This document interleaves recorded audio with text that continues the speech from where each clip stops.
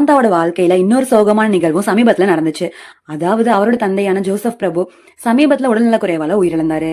சூழல் இப்படி இருக்க சமந்தாவோட முன்னாள் கணவர் நாக சைத்தன்யா நடிகை சோபிதா துலிபாலாவை அண்மையில 2வது திருமணம் செஞ்சுக்கிட்டாங்க. அதனால சமந்தாவும் 2வது கல்யாணம் பண்ணிக்கணும்னு அவரோட ரசிகர்கள் கோரிக்கை வைக்க ஆரம்பிச்சாங்க. கொஞ்ச நாளைக்கு முன்னாடி நடிகை சமந்தா தன்னோட இன்ஸ்டாகிராம் பக்கத்துல ஒரு ஸ்டோரிய பகிர்ந்தாங்க. அதுல 2025ஆம் ஆண்டுக்கான ராசி பலன்கள் இருந்துச்சு. அதுல உங்களுக்கு நம்பிக்கையான அன்பான துணை கிடைப்பாங்கன்னு இருந்துச்சு. இத பார்த்த ரசிகர்களோ அடுத்த வருஷம் தனக்கு திருமணங்கிறது தான் சமந்தா மறைமுகமா சொல்றாங்களோன்னு கமெண்ட்ஸ் பண்ணாங்க. அதே சமயம் சில மாதங்களுக்கு முன்னாடி ரசிகரோட கேள்விக்கு பதிலா சாம் தனக்கு 2வது திருமணத்து மீது நம்பிக்கை இல்ல, முதல் திருமணத்தில் நடக்கும் விவாகரத்தை விட 2வது திருமணத்தில் நடக்கும் விவாகரத்து தான் அதிகம்னு புள்ளி விவரம் கூறுவதை தெரிவிச்சிருந்தாங்க.